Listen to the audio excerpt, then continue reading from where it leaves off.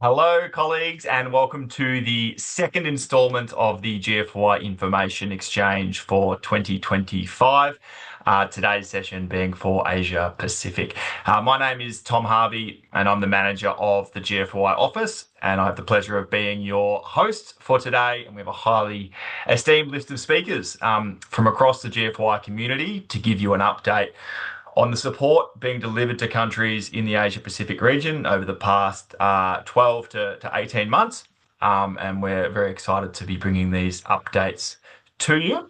We also have another very exciting announcement for today. I'm very pleased to announce the relaunch of a brand new website for the Global Forest Observations Initiative, which is available at gfoi.org.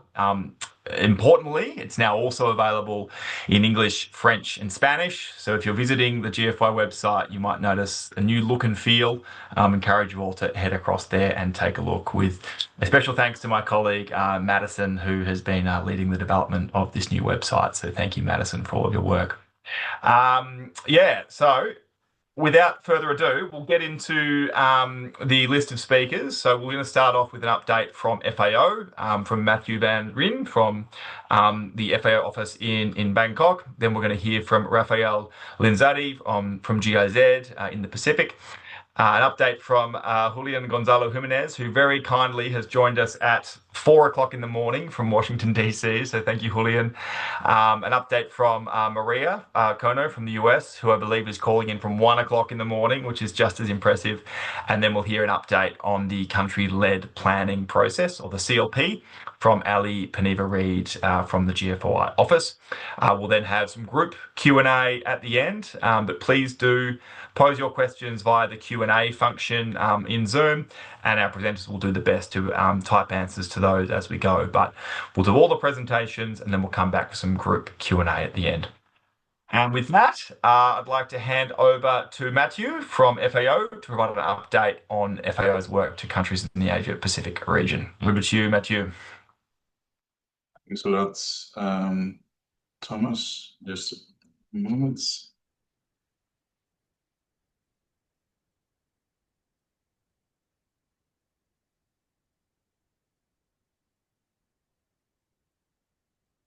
Okay, can you confirm you can see my slides and presentation notes? Perfect. Over to you. Great. Thanks a lot. Thanks a lot for the opportunity to provide an update from FAO's side for the Asia Pacific region. My name is Mathieu van Rijn. I'm a forestry officer based in Bangkok, the regional office of FAO. And I'm co-sharing, or we both co-lead of the work on remote sensing and NFI data aspects, as well as emission reductions, together with another colleague, Marco Piazza. Before going on, I would also like to acknowledge all the other colleagues in country, in the region, as well in our headquarters that provide the support. There is quite some ground to cover, so if there's any question later on, we're always happy to answer any questions or elaborate further. So the first area of work that we are working on is in terms of national forest inventories and emission factor, the area of work. This year, March 2025, we hosted a regional workshop in Bangkok and brought different experts together, 12 country participants from 12 member nations in Asia Pacific and organizations across Asia Pacific to strengthen knowledge and exchange on national forest inventories. This event also paved the way for building a regional network to foster long-term cooperation and harmonization of forest monitoring methodologies across the Asia Pacific region. We also continue to support NFI methodology developments and revisions. An example is the work undertaken in Indonesia most recently, as well as supporting implementation of NFIs. And ongoing support is in Bangladesh, which is coming to an end of the second NFI, starting up in Indonesia and ongoing in PNG. We also look beyond, let's say, the national forest inventories, looking more at smaller scale inventories. And I would like to highlight here And sorry for not mentioning earlier, the underlined areas is basically ongoing activities, whereas the countries that are not underlined, we have provided support, so that can be for its smaller scale support. But in smaller scale inventories, we're working with the ASEAN and a few countries in the ASEAN to work on mitigation assessment of social forest activities. So also how that links, as well as in PNG, with the amount of data that's there on improving different models. In terms of databases, we supported 4 countries, most recently in publishing the data in the farm platform, this, the Food and Agriculture Microdata Catalog. That includes metadata and in some cases also data from NFIs to increase transparency. So Allow PDR, Mongolia, and Nepal and Thailand have published that information in that platform. When we look at remote sensing, we continue to support activity data or land use and land use change assessment, or the accuracy assessment of that land use change assessments. Examples here include ongoing work in Cambodia to support the 2024 information, the completion of a new activity data in Papua New Guinea, and also ongoing support on Indonesia and Vietnam. And that can also be on the accuracy assessment of the information that the country has collected themselves. In terms of geoportals, PNG is, and I give also the example in the slide, has further expanded their already quite comprehensive platform with further information. So to really show, to try to be as transparent as possible in terms of all the information that has been collected and is out there for Papua New Guinea. We also, if we zoom a bit more in, support near real-time monitoring of deforestation. Ongoing support is there for Cambodia and PNG, and we can always expand if there is any request. And peatland monitoring, several projects in Indonesia, some starting up, some are ongoing. And mangrove assessments, in the past we supported Myanmar with very nice comprehensive assessments as well, nice publications. And that is now also taken towards Timor-Leste, where there is now an assessment on the historic development of mangroves and also looking at the restoration potential of some of the mangrove sites. Going further on the remote sensing area, we continue to support restoration planning assessments using the C-Plan tool.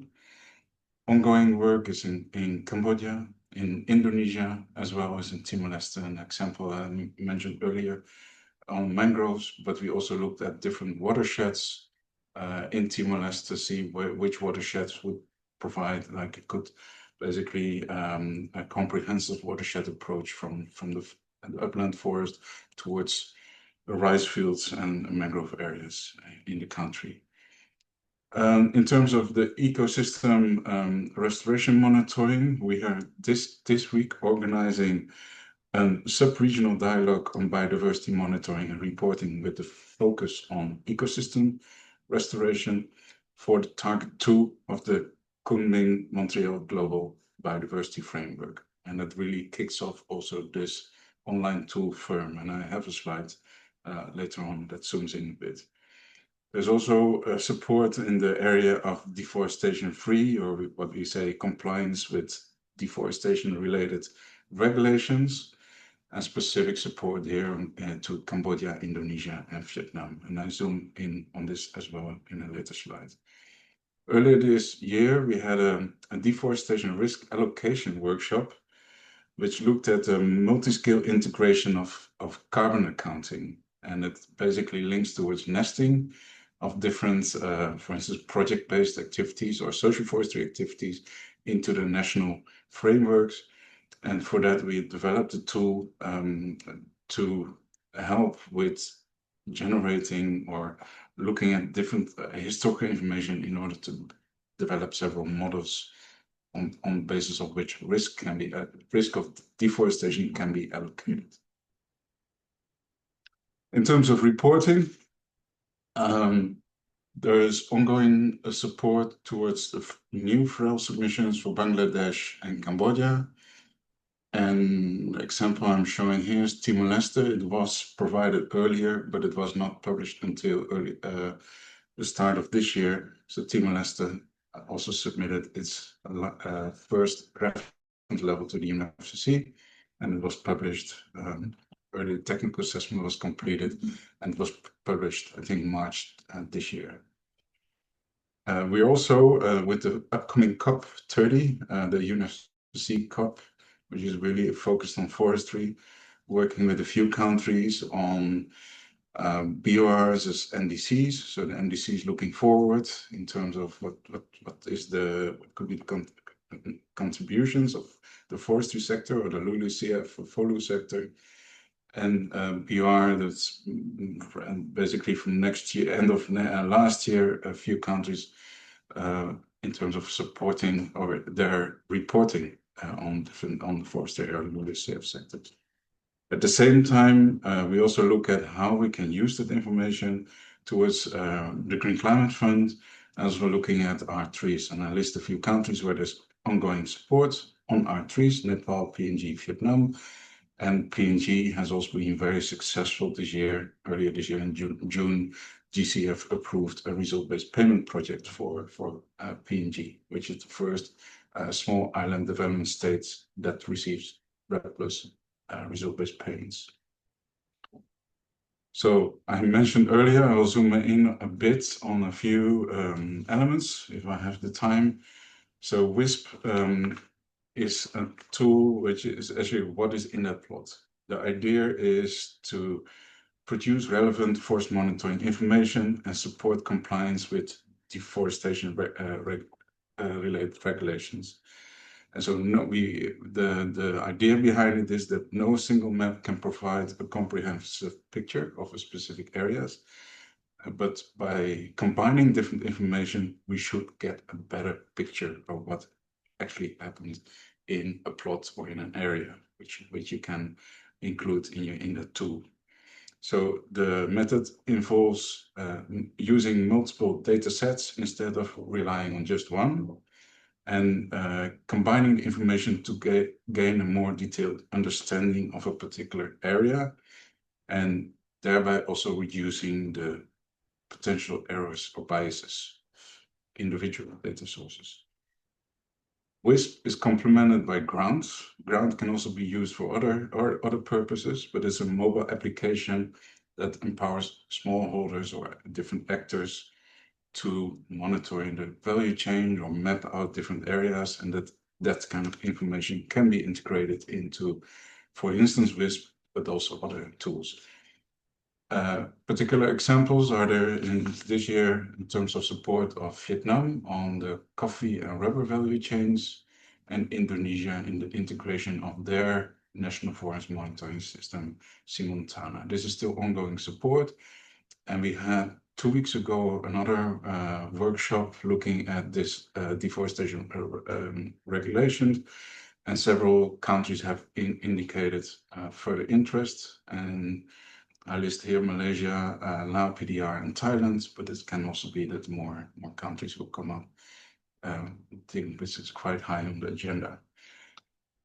Another example is FIRM. I mentioned that this week we are having a workshop on it, a subnational regional workshop.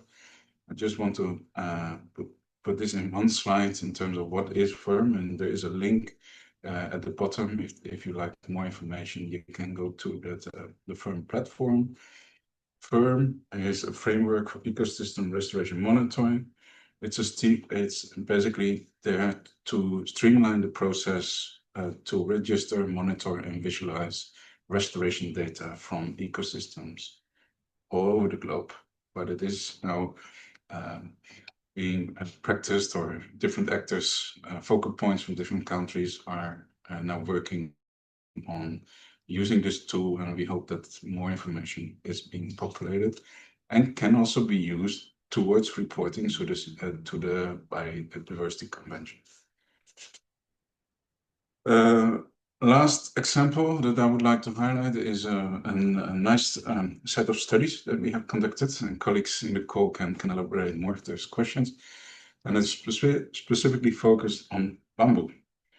So there's a new publication on the bamboo resource assessment, as well as 3 case studies from Bangladesh, Myanmar, and Thailand, using a simple and practical approach for mapping bamboo on a larger scale within Asia. And information is also published in Bamboo Explorer. The link is provided if you want to see the different information, and it uses CPAL as well as Google Earth Engine. Some final thoughts. So there's also a new self-paced course. It's not specific to this region, but it's linked to the NFI network that I presented earlier, on national forest inventories, a learning journey, which belongs to the larger e-learning curriculum on forest monitoring for climate action, and a new publication on why forest data matters and what's getting in the way. With that, I think we have the final slides, and you have our email addresses. I'd like to thank the opportunity for the presentation. Over to you, Thomas. Wonderful. Thank you so much, Matthew. That's an enormous amount of work. It's obvious that FAO is doing a lot of work in multiple countries in the regions, helping countries to report for multiple different reporting forums, carbon standards, regulations, providing multiple platforms, tools, even doing that resource, that mapping on bamboo resources. It's an incredible array of work that's happening in the region, and clearly playing a central role in helping countries to meet their forest monitoring, reporting, and information needs. So well done to you. There's a question for you already in the chat, I believe, about the mangrove reports for Myanmar. So not the chat, in the Q&A section, which is exactly where the questions should be asked. So we'll refer you to that one, and encourage anyone else who has questions for Matthew to please pop them into the Q&A box as well. But now I'll pass over to Raphael for an update from GIZ. Over to you, Raphael. I'll let you know when your slides are clear. It's looking good. Oh, I can see myself. There we go. Yep. Perfect. Over to you, Raph.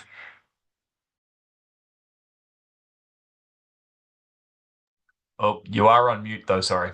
I thought so. Yeah. Okay. Thanks a lot. Thanks a lot, Tom. Yeah, amazing what FAO is doing. Really excellent exchange so far. Kind regards, Raphael Insati, my name, project director for GIZ, based in our Pacific office in Suva, Fiji.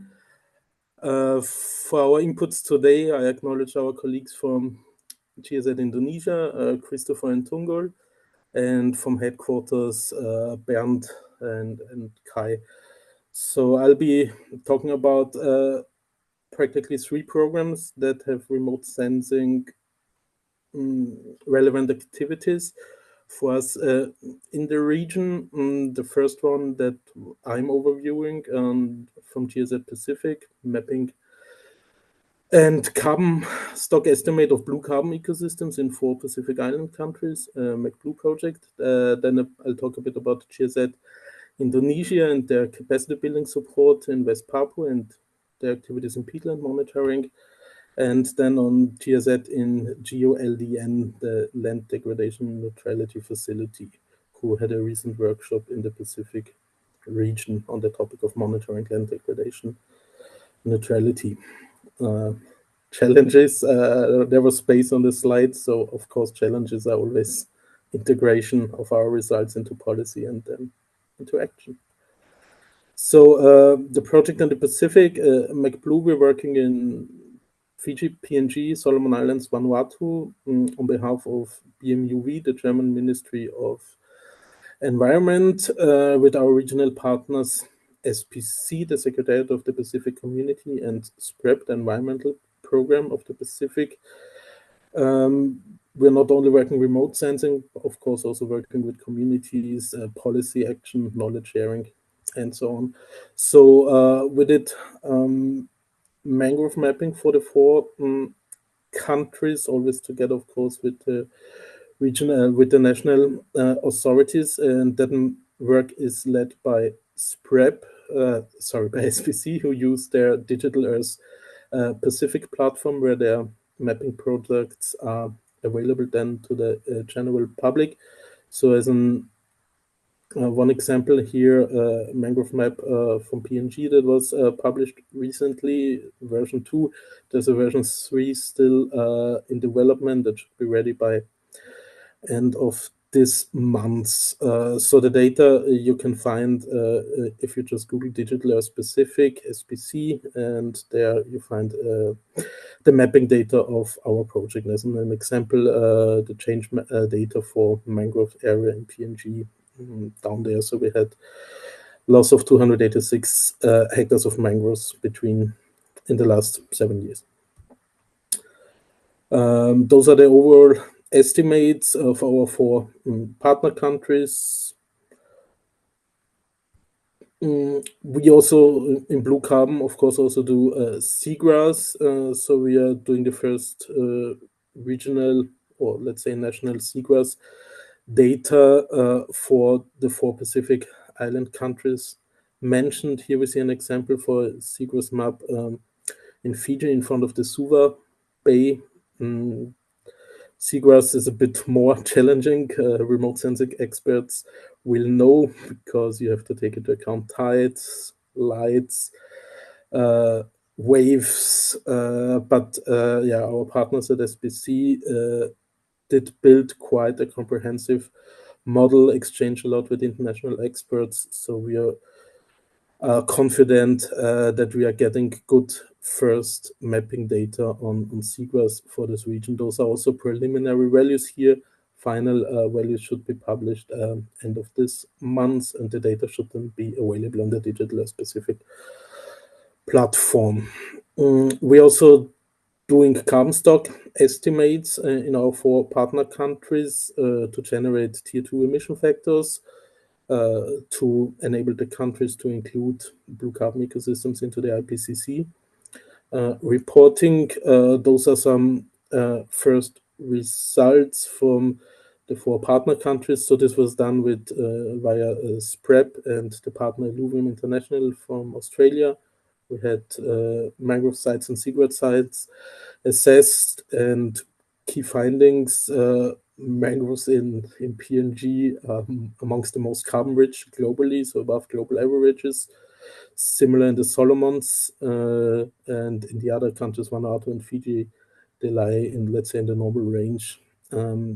Similar seagrass, we see similar ranges with the Solomon Islands having the carbon richest soil below seagrass meadows. Those data is available, or will be available end of this month at the MacBlue homepage. So if you just Google MacBlue, you find our knowledge session, and the data will be available there, and of course shared with our partner governments. So now I'm jumping to the activities of our colleagues in Indonesia. We have the Fork-Line project, which is supporting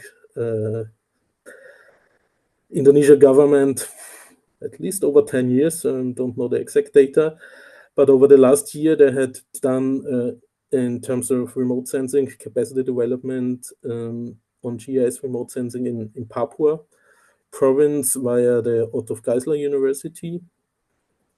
And another program, ProPEAT,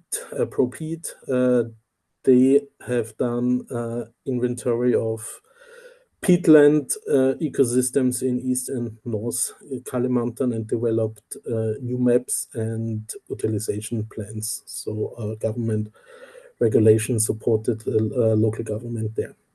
As next steps in Papua, Papua requested support with early deforestation alerts, which my colleagues are currently assessing together with the government, and I think they're also in discussion with World Resources Institute to use the Global Forest Watch environment. And on the peat, there's a plan to do another peat land inventory in Central and South Kalimantan. this and next year. And then as a third area of support, and I presented because we had a recent workshop in Suva on this, is GIZ support in GULDN. GULDN is something similar as GFOI, but focused on monitoring the land degradation neutrality goals mandated by the UN CCD. It's a network of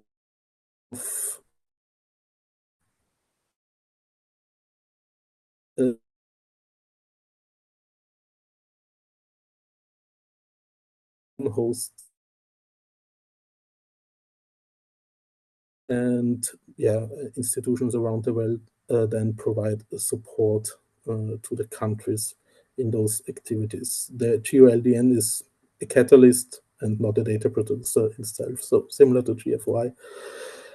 What they try to do is support the countries in monitoring and reporting the SDG indicator 15.3.1 on land degradation neutrality. They have a toolbox. They do capacity building. They do workshops, regional workshops. So currently, recently in Suva with participants from 8 Pacific Island nations. And of course, they also want to support that the data, national data, then supports planning processes, communal subnational planning processes to reach the LDN targets, so spatial planning, for example.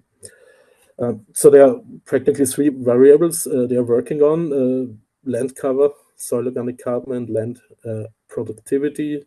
So there's a bit of an overlap, of course, with the forest community when we talk about land cover, when we talk about forest degradation. And as a message for my colleagues in the Secretariat, there's interest for more exchange with GFOI and GULDN in regards to forest monitoring.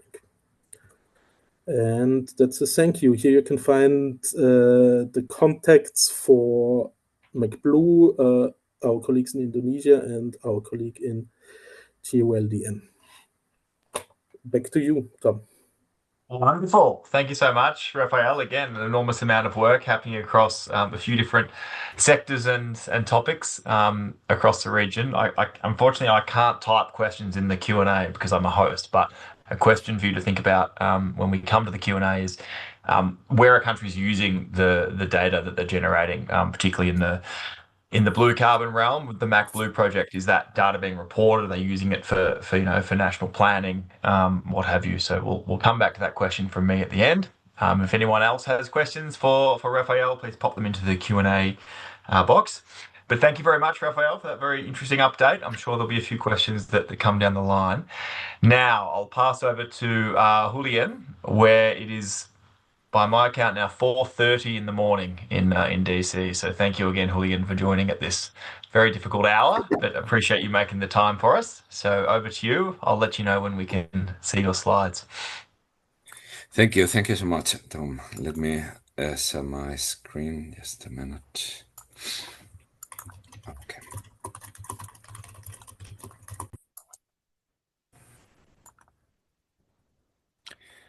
Okay. Can you see now? Just need to put it into presentation mode. Yeah, it's now in presentation mode.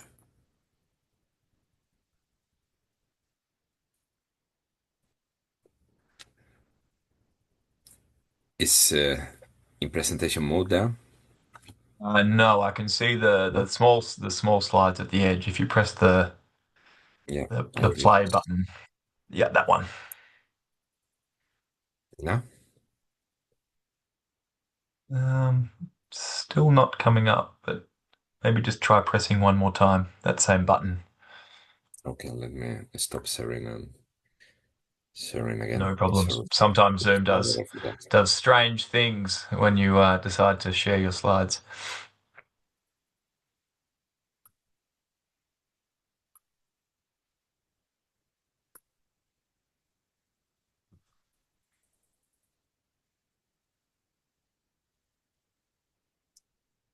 No, it's not. Working. It's not in presentation mode, but you're welcome to just scroll through. I think we can still view. Maybe just try the button one more time. Let me, yeah.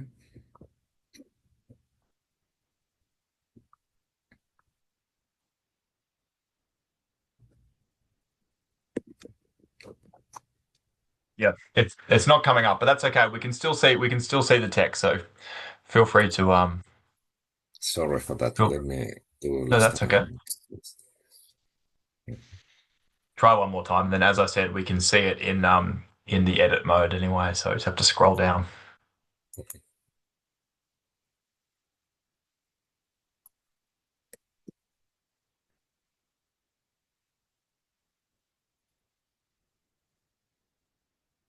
IT difficulties at 4:30 in the morning is never a pleasant encounter.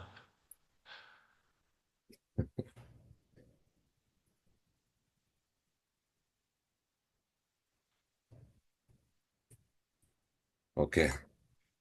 I mean, no. It still is not. No, I'm in presentation mode. That's fine. Carry on. Okay. Okay, go ahead.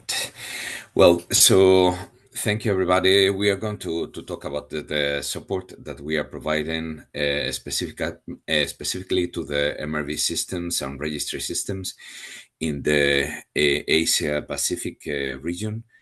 We are going to talk mainly about 5 countries: Nepal, Laos, PDR, Vietnam, Indonesia, and Fiji, that host 6 programs, 5 programs under the FCPF, and 1 program under the Biocarbon Fund ISFL, but also some initiatives under Scale and also urban lending operations. In all these programs, I mean, we support, as I said, MRV systems, so the calculation of activity data, emission factors, the results under each emission reduction monitoring report, and specific actions under Scale and urban lending operations in order to prepare the country for the new programs that they are going to develop. So starting with Fiji, AERPA, Emission Reduction Payment Agreement, was signed for that amount of 2.5 million of emission reductions. We are working with the Ministry of Forestry, of course, also with the Ministry of Economy, because it's the one that signed the ERPA. The validation and verification process with SCS, including also the gap validation in order to complete the ICAO CORSIA accreditation, was finalized, only pending of one specific element, that is the work related to the legal and administrative procedures to ensure the readiness for the emission reductions title transfer and the payment. And on the other hand, we need to finalize and clear some of the annexes to the emission reduction monitoring report and complete the onboarding process in the World Bank transaction registry CATS. All the activities for the second and third monitoring report are ongoing, but are pending right now of the ERPA extension approval and contracts for key activities. So remember that all these emission reduction programs finalize in December of 2025, but in order to let the countries to present and prepare the second and the third monitoring report, these countries has to present a request for extension. So we are in that process right now with most of these countries. You have in the bottom of the slide a link to the country profile where you can find all the details about the program in a very nice way. It's a 2-pager with links also to additional information.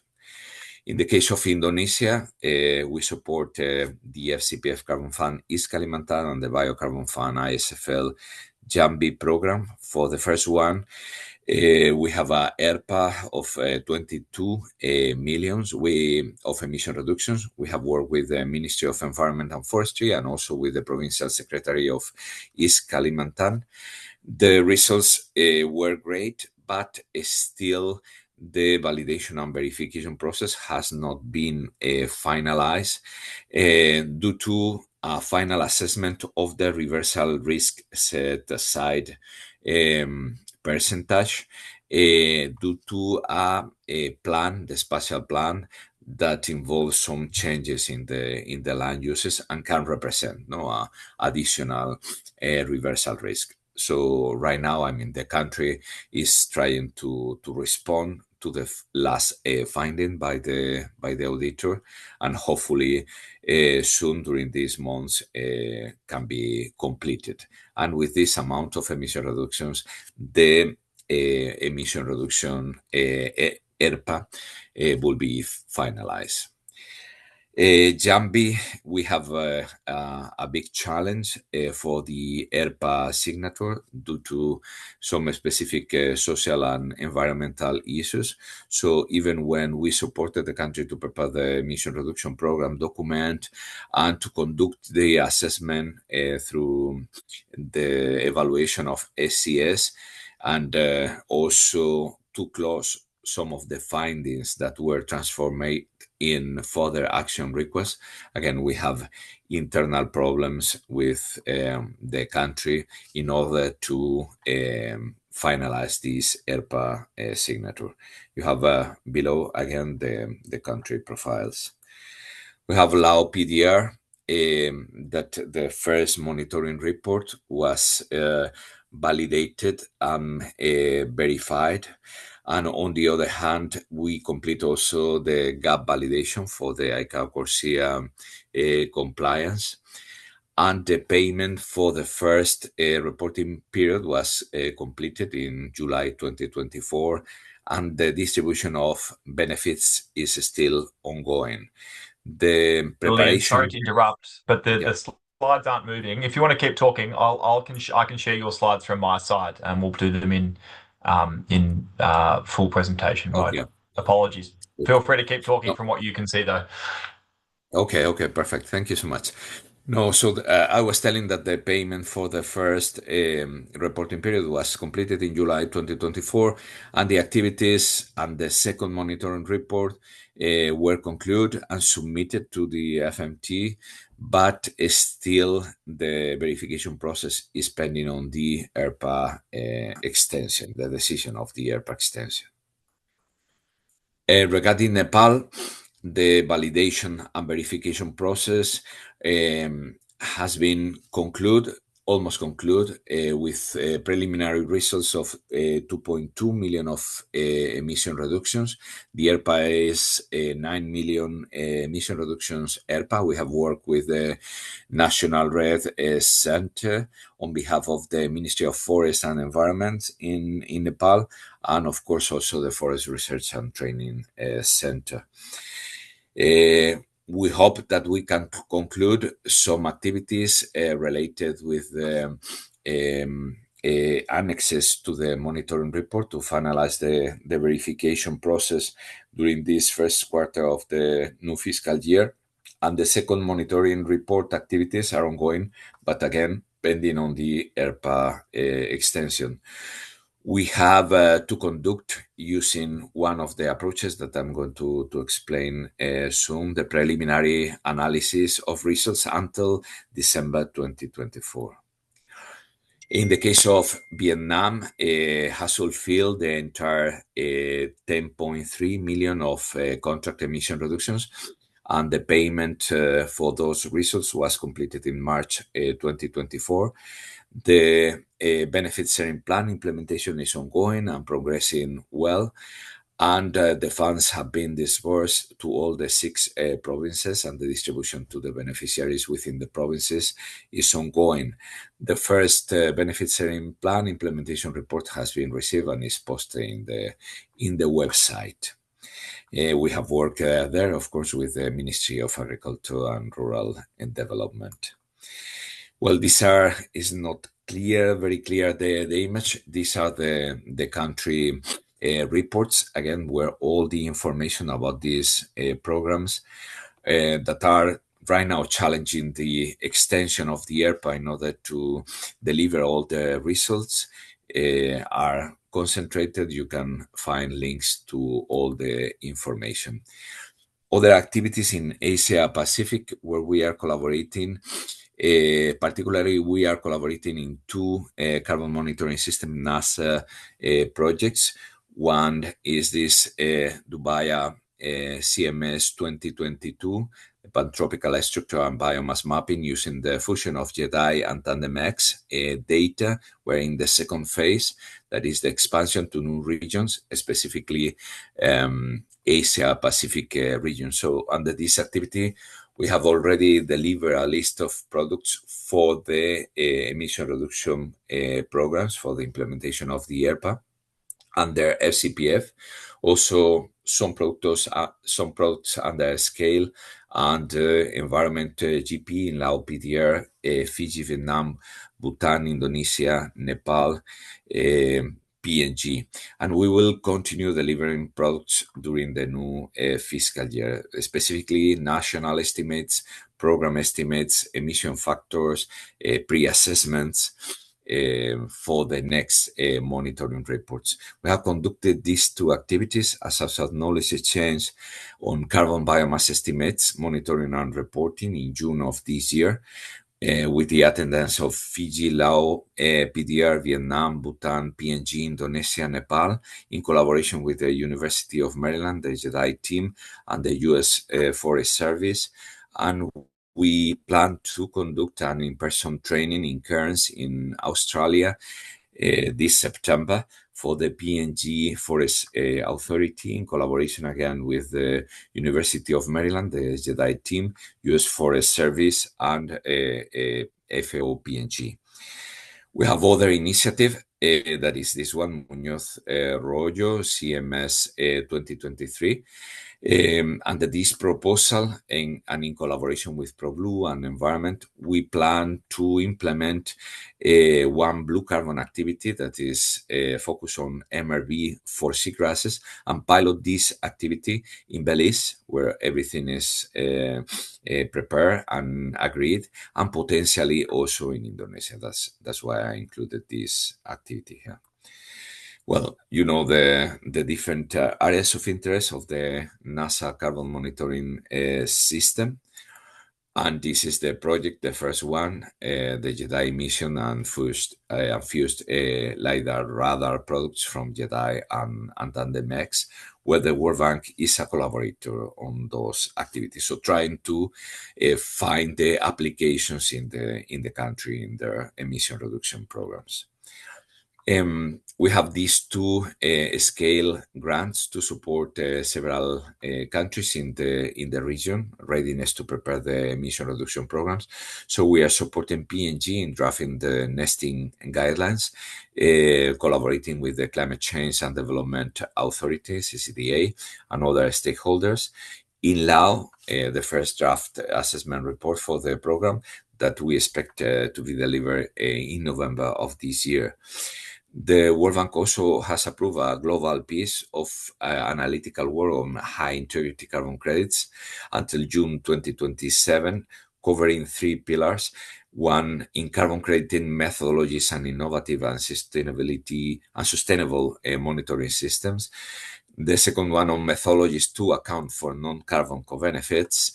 And the third one on MRV procedures and transaction registries for carbon credits. It's a new activity, so we plan to produce results for the new meeting.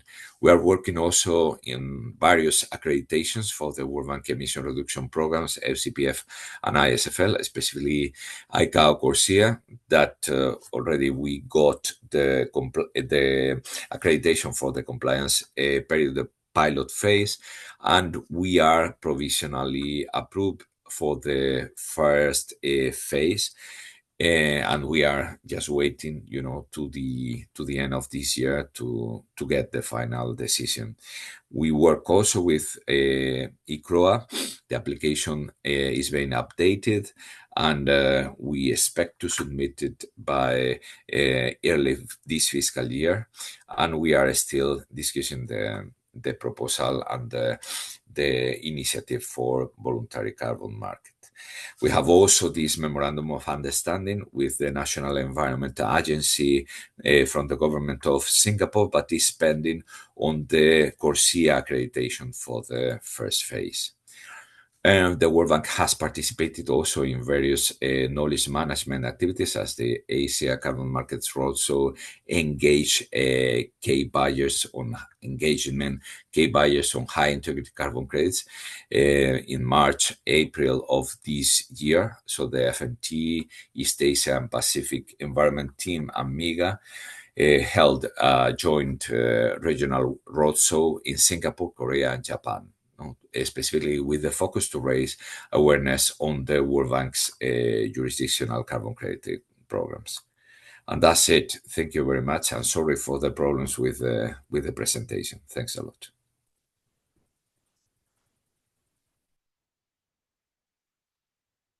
Wonderful. Thank you so much, Julian. It's great to see the enormous amount of work that the bank is funding and supporting across the region as well, and great to see the progress that so many countries in the region are making. And thank you for joining at such an early hour. I suspect you'll have a few questions as well, but thank you very much. Now I'll pass over to my colleague Maria Kono, and I think Madison, if you're ready to share the slides for Maria, that would be fantastic. I'll let Maria describe the status of the US's work, but just to say that it's wonderful to have a representative from the US join to provide us an update on their work after what's been a challenging year for you all. So thank you, Maria, over to you. Yeah, thank you, Tom, and thank you for this opportunity to actually talk a little bit about the Silver Carbon Program, or what is remaining of the Silver Carbon Program, focused on Asia on behalf of all of my colleagues working in Asia, so including our colleague from USGS, Sylvia Wilson, who is no longer with USGS. Maybe we can start with the slides, just the regional overview. I'll talk a little bit about what we've observed or what we've seen as outcomes or impact in the past year or year and a half, and about the challenges throughout the presentation. So maybe we can just move along. To the next slide. So in terms of the regional activities or regional work that we've completed in the past year, we've done a lot of cross-country learning exchanges, so kind of peer-to-peer learning and information and technology sharing. So Lao PDR in Vietnam on national forest inventory, Lao PDR in Thailand on forest fire monitoring, and Cambodia and Thailand on crop mapping. So all of this is just a kind of like a testament also on the capacities that are really being built in the countries and are remaining in the countries and are being shared now regionally. Matthew talked a little bit about the C-Plan tool, that is a tool used for forest restoration. So we've been partnering with FAO, Servier, and others also to kind of pilot, test, and promote the use of C-Plan tool. It's an interesting tool that combines spatial data and socioeconomic data. So that makes it really unique in terms of how decision makers can approach the planning of forest restoration activities. And the photo is from a regional CEOS Southeast Asia workshop that was focused on mangrove mapping and biomass estimation, that was organized June last year, so in Cambodia. Yeah. Okay, and I'll talk a little bit now about some specific activities in Cambodia. So the next slide. Probably the highlight that I would like to kind of mention here is the work that the Cambodia team from the General Directorate of Agriculture has done on improving their agricultural crops mapping. It used to be a very lengthy process that it took a long time to develop specific crop maps. But I think in the past 3 or 4 years, maybe even more, we've been working with them together with FAO and as well as other partners to improve the way that they are approaching the crop mapping. So we introduced different kind of machine learning methodologies that then they tailored and they improved, and they also followed with a very rigorous field QA/QC. And as a result, they developed this the first map of the first national map of Cambodia cashew growing areas, which is now kind of like their official product for guiding not only the production of cashew or expansion of cashew, but also the way that the cashew plantations are sort of interacting with the forestry areas, and particularly cashews in grown near or in protected areas. Yeah, this was a kind of collaborative effort that we've worked together with Servier, FAO, the Spatial Informatics Group, and the International Atomic Energy Agency, and of course our country partners, the Ministry of Agriculture, Forestry and Fisheries, and the Ministry of Environment. And Matthew talked a little bit about the BTR, and we provided some small support also to those efforts. So moving along then from Cambodia to Nepal, in the past few years, we've been providing continuous support to FCPF and LEAF coalition efforts that the Nepal government, as Julian mentioned earlier, they're heavily involved in the result-based payment, and primarily our role has been to provide MRV assistance to the Forest Research and Training Center. And actually, this support to Nepal is one of the few activities that we've been able to do in 2025, because it's mainly a remote support, considering that the team there is already pretty solid and well-versed in all the mapping methodologies. And of course, we have the benefit of working closely with FAO, particularly on LEAF, so benefiting from FAO's coordination there on the LEAF coalition efforts. And also we've been working for quite some time now also with the Forest Research and Training Center to just in general improve their capacity for biomass mapping and biomass assessment.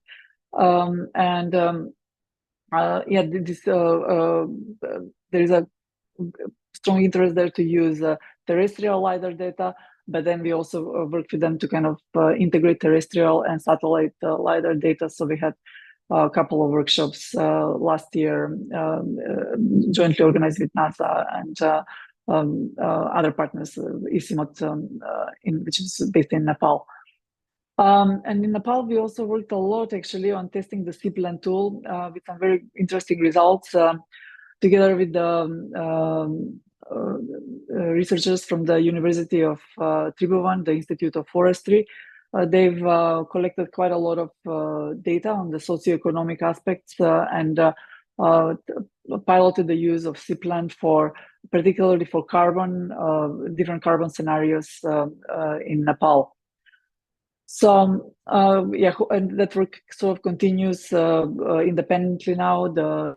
They're still collecting data, and there are a few master students who are working on this topic.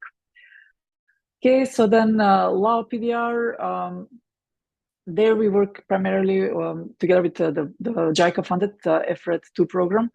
So most of our work has been providing targeted support to JICA-led efforts. And again, here also we've been lucky that we have been able to continue with some of the capacity building or some of the technical support, primarily in the area of National Forest Inventory sampling design. So US Forest Service kind of expertise on how to improve the sampling design of the Lao PDR National Forest Inventory, as well as some work on forest fire mapping and burned biomass, both in terms of emission factors and activity data. Through the Solar Carbon Program, US EPA was able to actually provide support to the Lao PDR BTR process for the biennial transparency report. particularly for the NDC tracking chapter. So luckily that was all that work wrapped up before the January 2025. Moving along, I think talking a little bit about the Philippines, there most of our activities unfortunately had to stop because our work there was funded directly by USAID Philippines. So we are not sure exactly what the status of our engagement with the Philippines will be in the next few years. Some of the work that we've completed was very focused on assessing carbon finance opportunities. So hopefully this is something that the Philippine government will be able to continue working on. And the photo here is from a workshop that we organized together with FAO on the CPAL cloud computing platform for the Forest Management Bureau and NAMRIA, the mapping agency. I think I'll move along to Vietnam, and I won't talk, just mindful of the time, I won't kind of cover all the activities. But yeah, because in Vietnam, we've done traditionally a lot of work and a lot of different activities, both in the area of activity data, emission factors, and greenhouse gas inventories. But I just want to acknowledge the fact that there has been a lot of improvement that we've observed in Vietnam in the area of harmonized land cover monitoring. So the data sets that are now being used for greenhouse gas inventory are similar to the data sets that are being used for REDD+ reporting. So that has been a big step forward. Maybe just kind of acknowledging that our main partners have been the National Remote Sensing Department and the Forest Inventory and Planning Institute, and they're all they both have very strong capacities to continue with the work independently. Now that our program there has also significantly reduced in size. The next slide on Vietnam is focused more on some specific trainings that we did last year. Particularly in the area of QA/QC, so quality control, quality assurance of national forest inventories, and as well as some work on developing country-specific emission factors from forest fires, so from burned biomass, similar to the work that we did in Laos. And there we collaborated with FIPI, the Forest Inventory Planning Institute, but also with RECOFT, who provided a lot of the ground-based support for the work. So I think in terms of like wrapping up and some final thoughts, maybe just kind of like where we left off our program was with the change of the new U.S. administration in January 2025. Our work was paused, and then we were able to resume with some of the activities, some very limited activities in May. However, there are still some challenges in terms of implementing the work, particularly due to the fact that USAID, one of our donors, has been fully dissolved, probably everybody knows by now. And all of the foreign assistance appropriations from the US Congress are now channeled through the State Department. So some minimal funding is remaining with the US Forest Service International Programs and Trade, where I work. And we are sitting within the US Department of Agriculture. So we are following the general USDA positions on international engagement, which is kind of making us a little bit slower in terms of how we interact with our country partners. We are currently working on some arrangements to carry forward some of the functions of Silva Carbon, but we are not sure how that will look like. Historically, we've been always we already had this approach of very close collaboration with our partner countries, providing targeted inputs and supporting also our partners like FAO, World Bank, and others that are on this call. But what we think that we might be able to do are more activities related to developing, curating, and documenting tools and methodologies that can be used by a variety of partners, international and in the US. So in summary, we are hoping that we will be able to continue with some of the activities, but in a much limited capacity.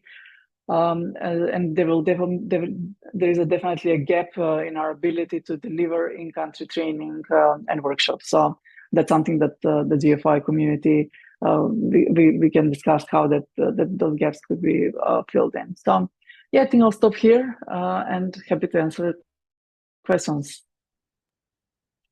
Wonderful, thank you, Maria. It's great to hear from you and get an update on the situation with the US's activities, and pleased to hear that some work is still ongoing. And as you mentioned, I think whilst you might not have the resources to do, I guess, intensive in-country activities, it's still important that the wealth of resources that the Silver Carbon community developed over its 10 to 15-year lifespan and the other US programs are made available and can be used by countries. And I think that's one of the real strengths of the GFY community, is that other partners can pick those products up and help you to implement them. So that's something look forward to thinking through further and planning for how we can do that with other GFY partners in the region and the rest of the world as well. So thank you. There is a question for you in the Q&A box, which I'll come back to in a second. You might not be able to see it on your phone, but we'll do that at the end. But thank you very much for the update. Lovely to hear from you. Now I'll pass over to my colleague, Ellie Peneva-Reid, to provide an update on the country-led planning process in Asia Pacific. Over to you, Ellie.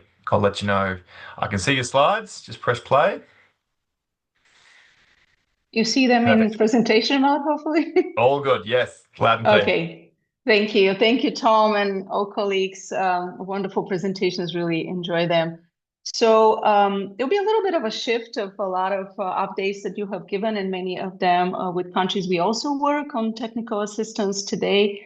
I will walk you through the COP. But before we start, good morning to some of you, afternoon and good night. My name is Ellie Peneva-Reid, and I am the GFOI Country-Led Planning Coordinator. The CLP, as we call it, Program of Support, is led by our team, and you can see the name of my colleagues listed here on the introductory slide. Before I go into the presentation, I just want to give you really, in an essence, what the country-led planning, and from now on, I will just use the abbreviation, the CLP stands for and provides. The COP really provides a process for countries to define their own pace, their own aim, and their own pathway forward to institutionalizing their National Forest Monitoring System, or NFMS. It motivates countries really to strengthen their own National Forest Monitoring System with tailored support, helps them take leadership in engaging with donors and partners, and also offers framework for partners to contribute to NFMS development in a way that ensures both effectiveness and sustainability. Okay, so in this short presentation, I'll take you through a quick COP journey. The program of support started, as you can see on the slide, in 2023 with 3 countries. And today, as you see on the slide, we have engaged in different stages with 10 countries across 3 regions. Because this information exchange is focused on Asia Pacific, I will update you really on the 3 countries that we have worked since 2023. Fiji, which began its COP in 2023, Vietnam in 2024, and most recently Cambodia in 2025. COP implementation is actually, as I mentioned on the first slide, country-driven, but so far activities have included facilitating multi-stakeholder discussions led by national institutions, reviving and establishing national consultations and coordination mechanisms, reviewing technical and functional gap assessment in existence, and supporting intersectoral collaboration. So that said, and before I go to presenting the work done in the 3 countries, I would like to mention that and highlight that the funding for the CLP has been secured through the UN FAO's Aim for Forest program, funded by the UK government. Here you see the 7 steps of the COP, and you could see from step 1 to 4 and 6 and 7, these follow very clear and structured progress towards national leadership. In step 5, the country-led implementation, however, it's led by the country and it varies from country to country, as I said at the beginning, depending on each country's context, approach, and desire to move forward in the path selected by them. So the process begins with the country identification, as you see on the first point. I have short time to present, so if anybody has questions about the specific steps, I'll be happy to answer them afterwards, or you can contact me via email. So I'll just list them, and any additional information we can provide later. So the country is identified, and then we deepen our understanding of the NFMS status, involving strategy meetings with GFOI partners, preparing country briefs, and mapping institution and legal frameworks. Also reviewing donor support that the country has received over the past years. We then later validate the country brief with the countries. So at this point, we progress to deeper engagement through an exploration mission going to the country by the program of support. And finally, steps 6 and 7 provide ongoing long-term support to countries that have requested it. And with the next 3 slides that are coming, I'll highlight activities in Asia-Pacific countries, starting with Fiji. So here you see the key activities. All 3 slides for Fiji, Vietnam, and Cambodia are organized in the same way. So we'll focus on key activities, next steps, as well as the GFOI partners that we have worked with and the leading institution per country. So what you see here, following the initial engagement, we held strategy meetings with partners who had been supporting the country, and together with the government and officials from the US Forest Service, we've developed country brief and later on an engagement plan. Later that year in 2024, we carried out an exploration mission, and at Fiji's request, we also organized a national multi-stakeholder workshop focused on defining what a unified NFMS for Fiji could look like. This is very interesting. This was the first such workshop delivered under the COP, and the focus was really to dig deeper to provide understanding of the current NFMS status, and more specifically, data availability, attributes, frequency of reporting, and policy context. We also focus on clarifying institutional roles and legal mandates, identifying opportunities for capacity development and future functional gap assessment.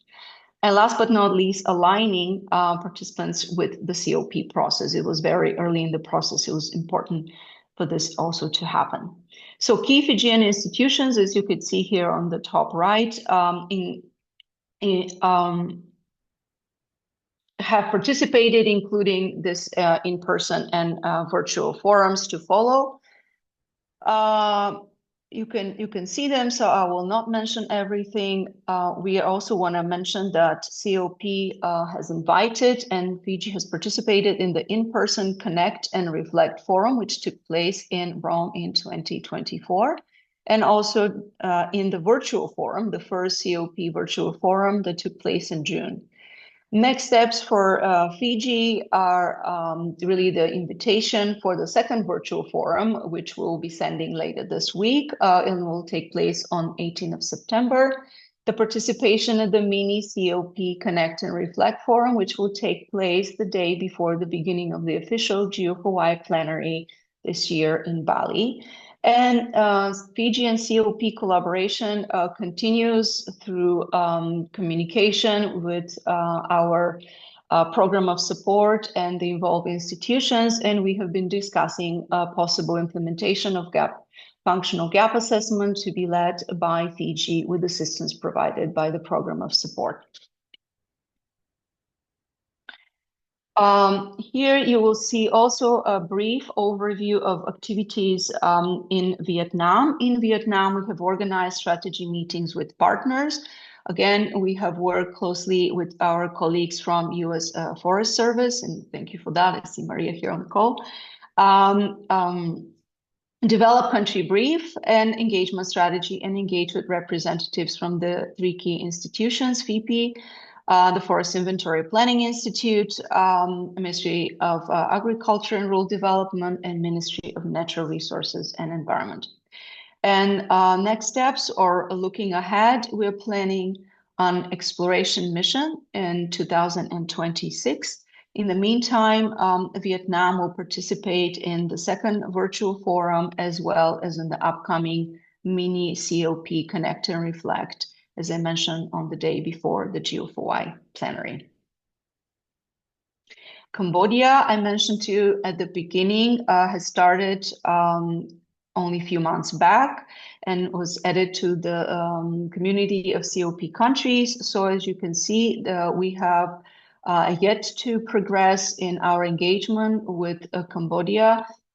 We are there very early stages. We have some conversations with GFOI partner, which are underway.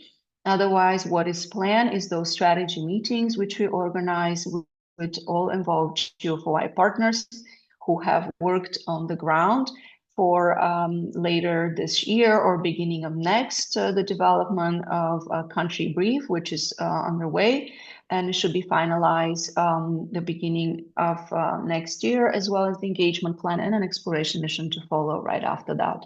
We're also very excited that we will see Cambodia hopefully at the 2nd virtual forum, and then also Cambodia has been invited to the mini Connect and Reflect forum in Bali.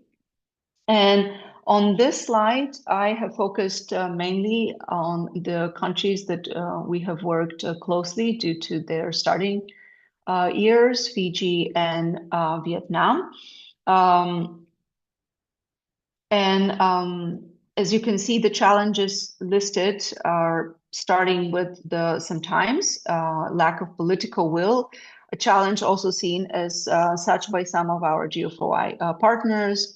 Another one is data sharing procedures. This information I didn't mention at the beginning, but it's worth mentioning, was gathered during the in-person workshop Connect and Reflect in Rome last year. So this is where the input comes for these challenges from the 2 countries.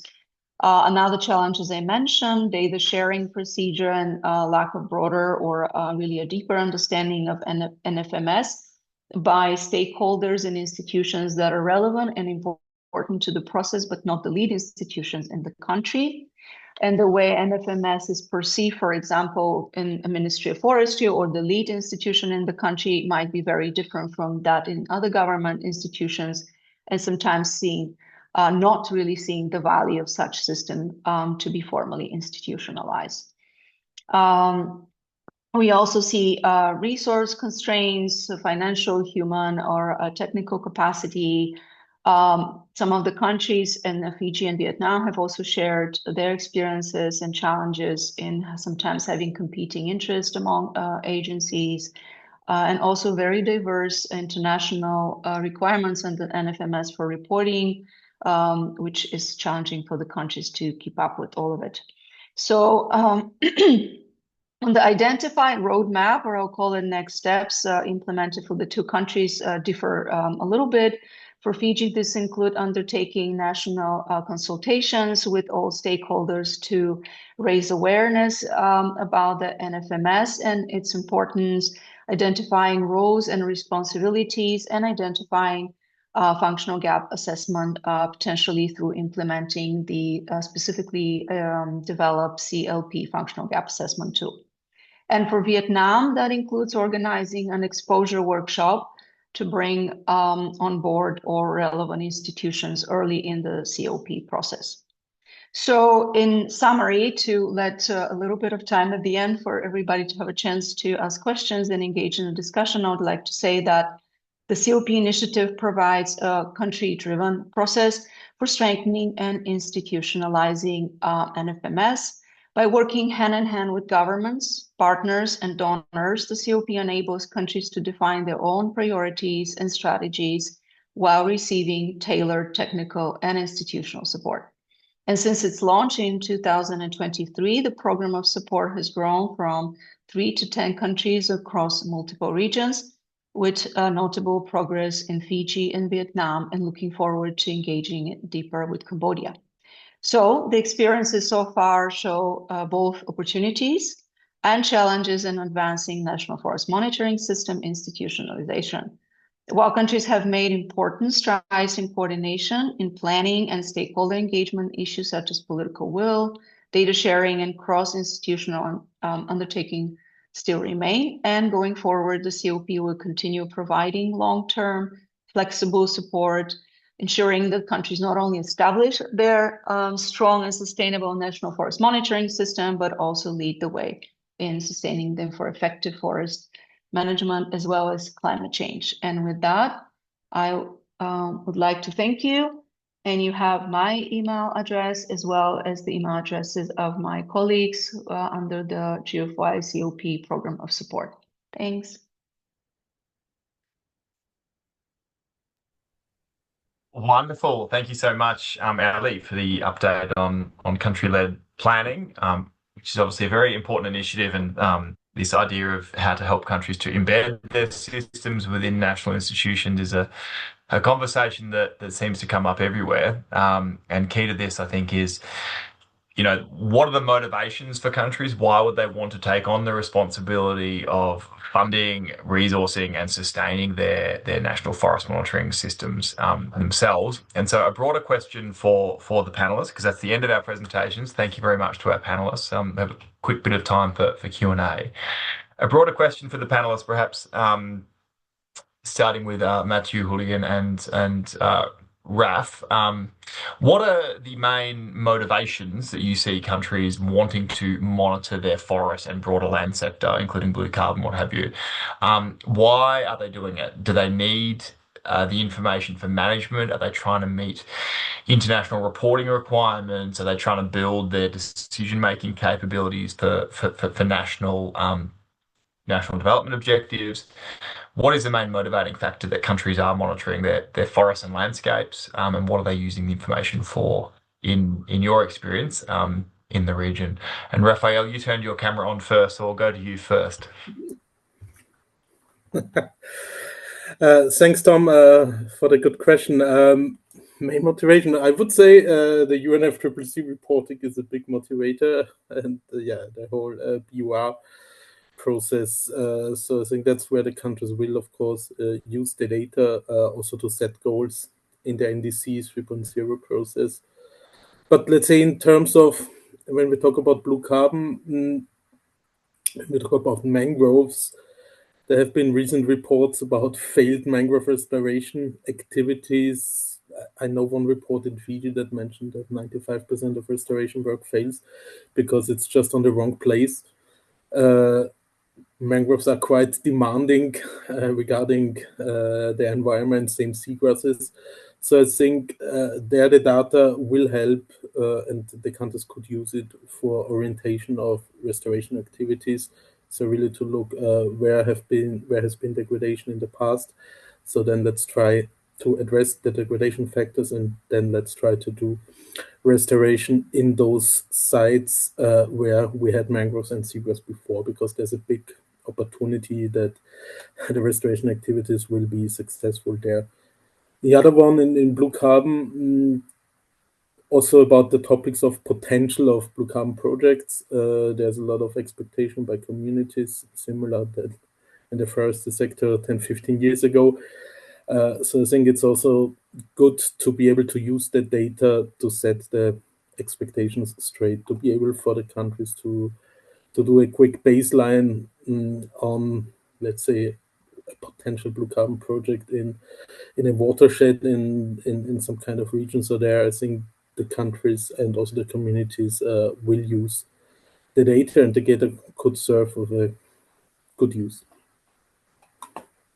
Excellent. Thanks, Raphael. It sounds like climate change or climate action, be it reporting to UNFCCC or information to preserve coastal wetlands to avoid inundation and and what have you as a primary motivation, which I guess is not surprising in the Pacific, where you're based.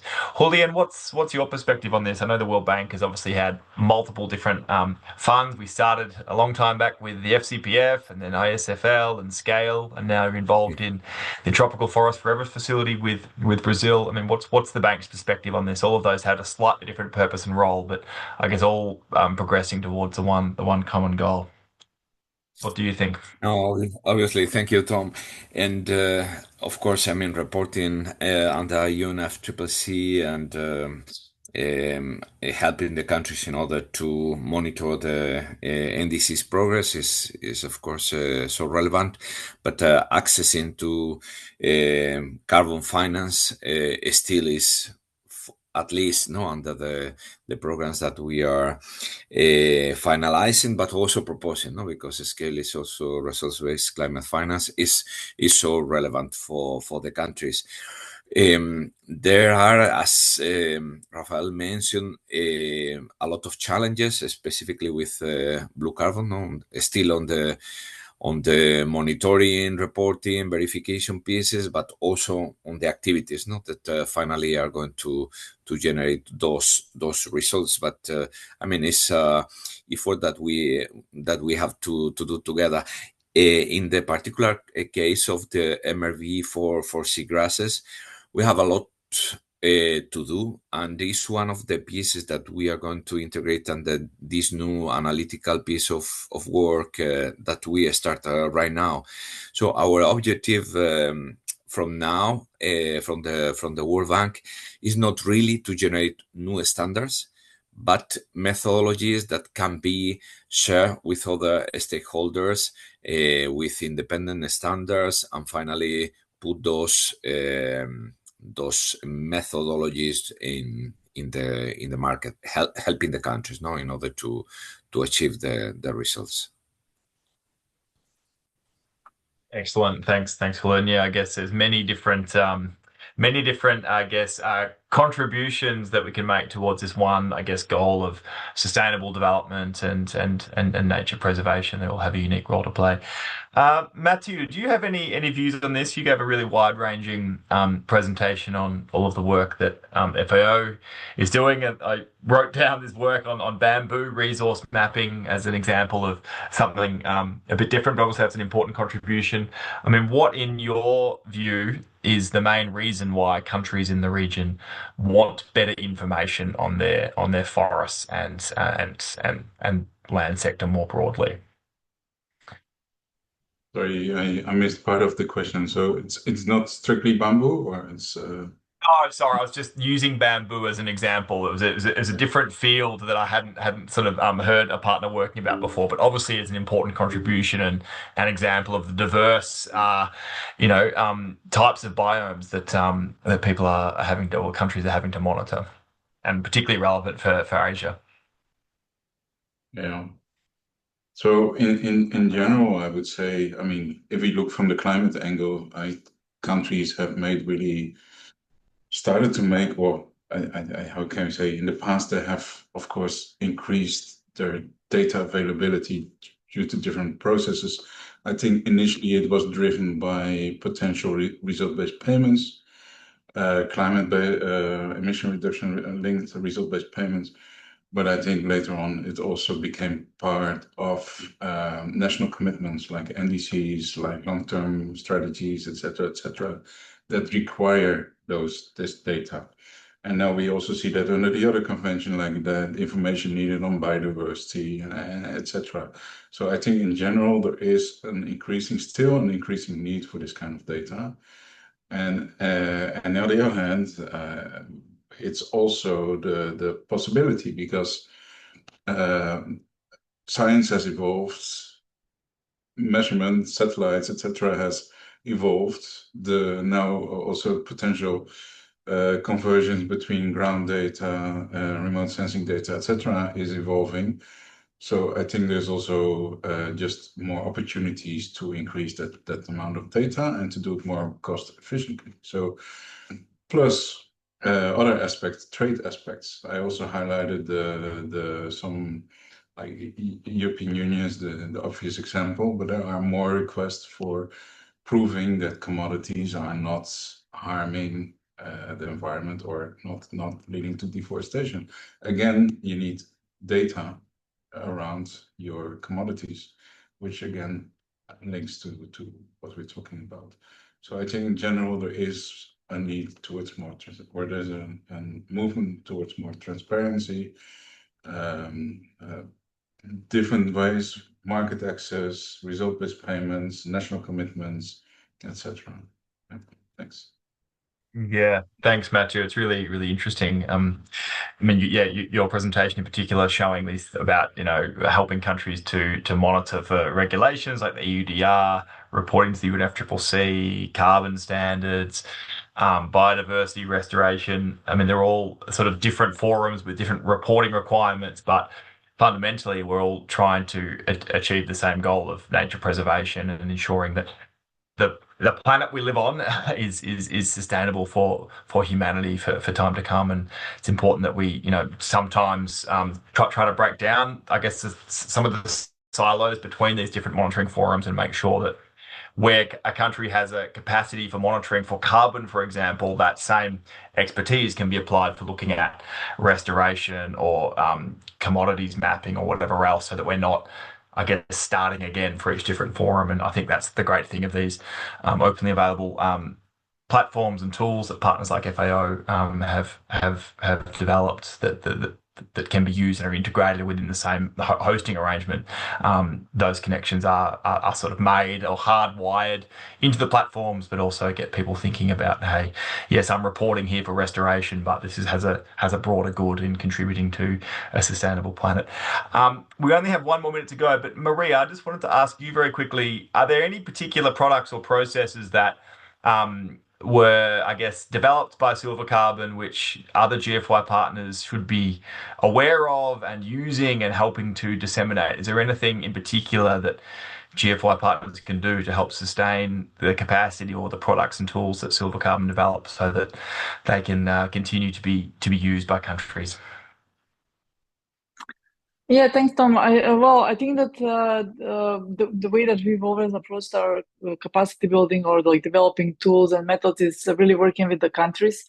So whatever we've developed is within the country and within their MRV teams. So I think the GFI community is very well positioned to continue the work and to carry forward the work from where I stand.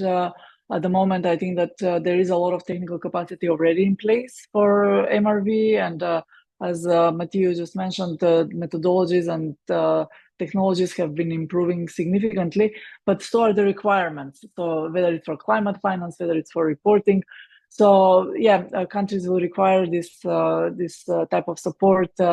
And I think that maybe instead of thinking like singling out different tools or like approaches that we've been working, it's more about like consolidating and developing guidance and sharing some practical examples. So a country X did this to, I don't know, calculate their removals. Maybe you can try the same or things like that. And I think GFI is a great platform for sharing that knowledge. Yeah, I think it's just keeping the same work going. Well, thank you, Maria. It's a really useful point, and I think it connects nicely to Ali's presentation, where the CLP program is trying to help countries to take on board and sustain the capability that's been built over so many years by GFY partners, so that capacity is embedded within the country and can be sustained and utilised for these various reporting or information requirements that countries may have. So, Ali, did you want to add to that very quickly? We've got about 30 seconds before we need to wrap up. Just, I guess, the role of the CLP in helping to sustain the capabilities that GFY partners have been helping to build. Yeah, no, I just want to thank the partners, and we have some of them on the call, because without the role of all our partners, the work would not be possible. Because as Tom, you just mentioned, we're building upon what has been built in the country over the years. By this, we're not starting from scratch, and we always want to make sure that countries don't see the COP as another thing, another initiative. It's really something that we're building upon what's already there in place and technical capacity. Now we're going a bit deeper into assisting the countries for institutionalizing national forest management, looking more into governance and functional capacity. So that's all. We continue working with our partners and countries as well. Thanks. Excellent. Well, thank you, Ali, and thank you to all of our presenters today for the fantastic updates and the nice discussion. Thank you, Matthew, Raphael, Julian, Maria, Ali, and everybody else who joined us. I hope you found the conversations and the presentations as enriching as I did.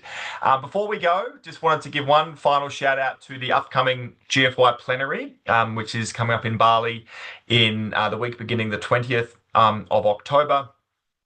For those of you planning to travel, please make sure you get online and register because we are going to have to be closing registration very soon.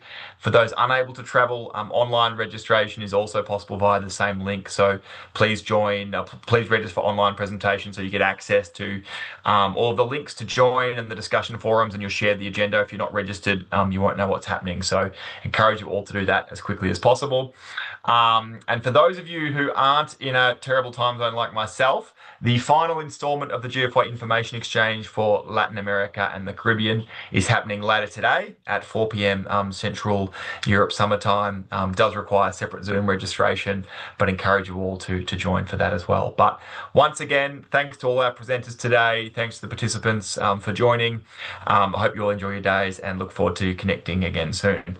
Thank you, everybody. Bye-bye. Thank you. Bye. Thank you. Bye. Thank you.